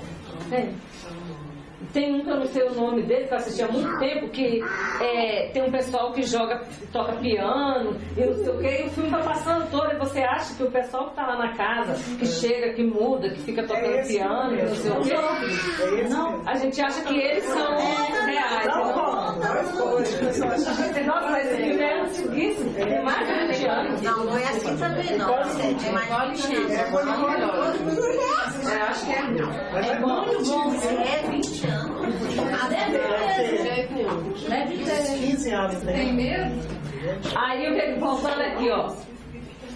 Aí ele fala, e alguns em grupos, vagando pelas ruas, formando verdadeiras nuvens escuras, como se houvesse baixado repentinamente ao solo. Então tem um monte aí agrupados, caminhando por aí. E a gente, que não é vidente, eu pelo menos não vejo, graças a Deus, a gente não vê. Mas tá cheio. Às vezes a gente passa em determinados lugares e você sabe que ali tem alguma coisa. E às vezes eu tento comparar um pouco do que a gente acha que é surreal, assim, num umbral, uma coisa. É a coisa mais triste que a gente passar aqui nessa cracolândiazinha que tem na Antônio Carlos e embora. Você passar embaixo do viaduto, aquilo ali é exatamente isso. Assim, eu entendo. Imagina ali como não está. Pois é, você está vendo só o material. A gente está vendo aqui 15, 20, imagina como que não está. Quantos à volta dele? Quase 4 horas da manhã está visto. Usufruindo, né, das drogas. Da energia do outro. Mas também a gente pode pensar que às vezes a gente olha pessoas que a gente jura que ela está encarnada e pode não estar. Ah, tem isso também. Tem isso também. Eu passei por um caso desse com a Márcia. Você lembra, Márcia? Era eu, você e o Gleison. Tá vendo? Eu, Márcia e Gleison, lindinha, voltando do trabalho do hospital. Na BR. A Márcia dirigindo do lado de copiloto, né? De repente, estava muito engarrafado, né? Nós paramos lá. E eu tô olhando assim, aí eu virei pra Márcia e falei assim, Márcia, você tá vendo esse cara aí de mochila? O cara vai pular na sua janela. Eu falei, esse cara vai pular bem na janela. Ela, não, eu falei assim, olha aí, Márcia, por isso é que morre. De repente um carro vai bater nesse cara, olha aí, atravessando a frente do carro, na maior de mochila, atravessando do outro lado. Aí, Márcia, que homem? Falei, esse ali que tá atravessando ali pro outro lado. Aí o Gleison. Aí o Gleison, quem? Eu falei, esse cara aqui que tá atravessando, eu tô com o do carro. Ai meu Deus, acho que ele já morreu. Ele tá passeando, depois tá evidente. Então assim, é umas coisas que acontecem com a gente, né? E aí eu falei, gente, mas Márcia, ele foi ali, ele passou aqui na frente do carro e foi pra lá com aquela mochila. Mas eu não tô vendo ninguém. Eu falei, eu também não. Agora danou de tudo. Danou de tudo. Então, gente, às vezes a gente vê grupos, vê e a gente passa a ver um pendurar na janela, deve ser o pedreiro, o limpador de vidro, e às vezes não é. Então a gente tem uma massa de espírito também rodando por aí. E se a gente não trabalhar o desapego, mas se a gente gostar muito daquela janela de vidro que a gente colocou lá, gostar muito daquele carro, a gente fica colado nele. Morre, volta e fica coladinho nele. Quando alguém estiver saindo, diz, não vai para meu carro. E cola no volante, fica lá, você dirige com outra pessoa agarrada no volante. Você fala, nossa, hoje eu vou volante, esse carro tá pesado.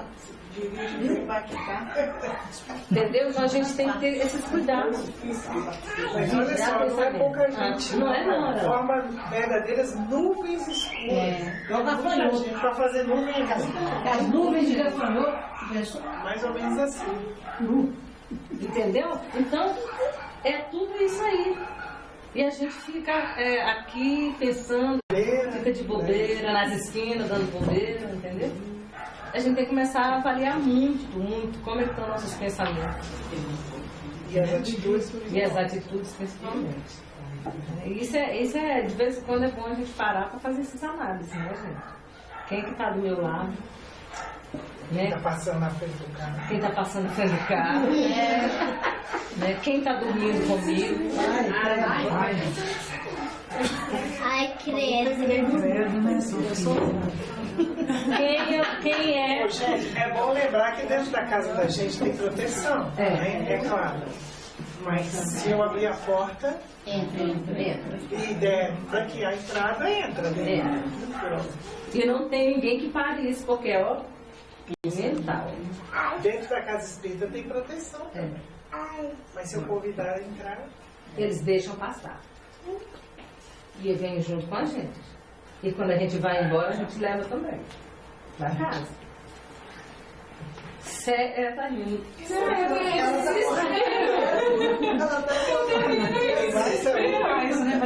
Hoje ela não vai dormir.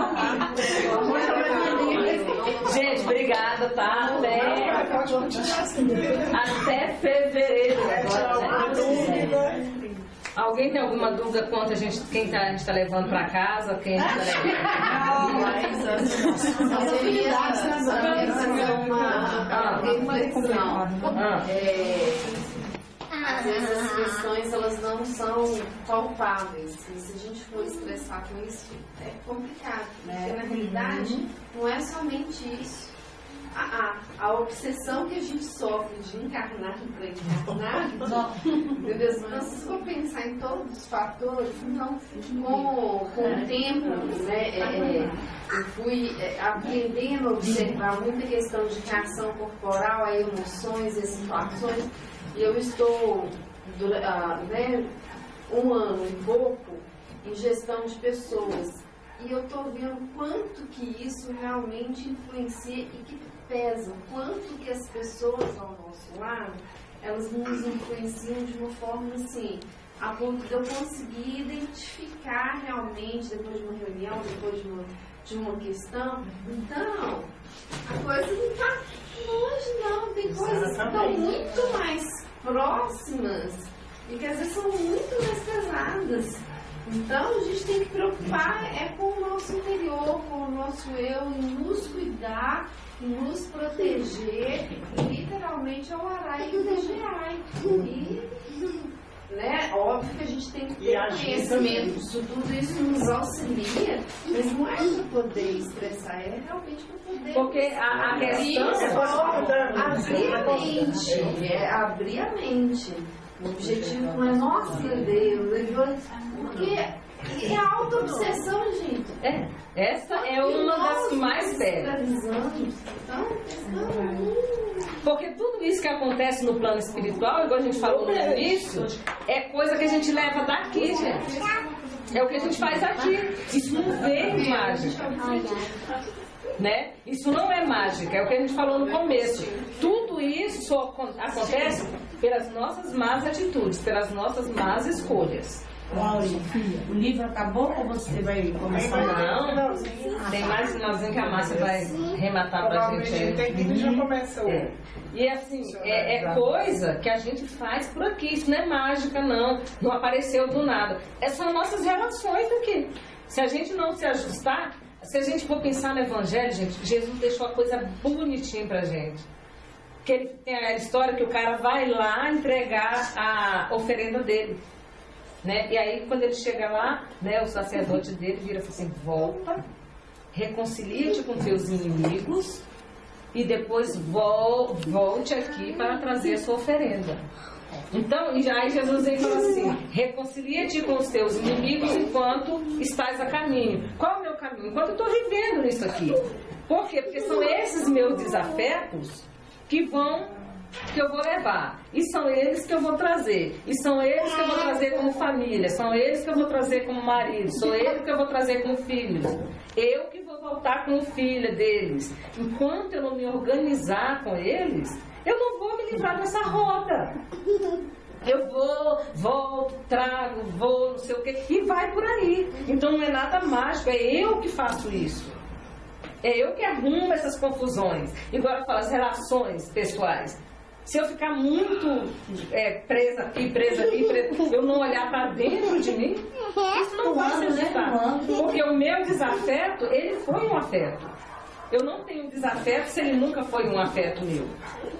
Eu não crio um inimigo se ele nunca foi um amigo meu. Em algum momento das nossas vidas, isso se tornou um entrave. E se eu não quebrar esse ciclo, eu vou levar, eu vou trazer, eu vou levar, eu vou trazer. E não acabo com a história. Eu só atrapalho, igual ela contou a história do irmão que ela atendeu. Ele sabe que em algum momento aconteceu um desagravo. Mas se ele não quebrar aquele ciclo, igual a Márcia estava conversando, exatamente para tentar o demover dessa ideia de vingança, isso vai, quando não tiver lá, briga de cão e gato, né? Um está encarnado, atrapalha a vida do outro. Outro está desencarnado, atrapalha a vida do outro. Eles vão ficar assim. Então isso não é mágica, é coisa que a gente faz. Aí quando pergunta assim, o que eu vou ser na minha encarnação? O que você está fazendo nessa? Você está construindo a próxima. É isso. O que eu fui na encarnação passada? Como é que eu estou agora? E a gente faz uma coisa até que acaba prejudicando. Quando tem uma pessoa com tal desafeto, a gente quer ele longe. E quando Jesus fala em reconciliar, a gente vai perto, para tentar resolver essa querela com ele ali e conviver. A gente faz justamente o contrário. Você pega um camarada, não quer nem ver, quer nem passar na porta. A gente faz justamente o caminho inverso. Por isso que às vezes as coisas demoram muito para se resolver. E o Evangelho fala isso com simplicidade. Agora, para a gente não é simples, por quê? Porque a gente ainda faz más escolhas. A gente já fez pior, né? Mas a gente ainda faz muita escolha diferente do que deveria, né, fazer. E é por isso que a gente está nessa confusão toda ainda, nessa roda de encarnações, porque a gente ainda não conseguiu desentravar um monte de coisa. Mas outras coisas a gente já caminhou bastante, né? Então a gente tem que pensar dessa forma. E é como ele fala, é íntimo. É coisa interior, não é o exterior. Enquanto eu trabalhar o exterior, as coisas não se resolvem. Eu preciso tirar o lixo debaixo do tapete. E me confrontar comigo mesmo. Aí a gente começa a trabalhar. A não ser, enquanto a gente se esconder embaixo do tapete, não funciona. Mas isso é caminhar, né? Isso chama de processo. A gente vai ficar caminhando. E aí, terminando essa parte, né? É só pra gente analisar, tá? É só refletir. Não é pra ficar com medo de dormir hoje, não.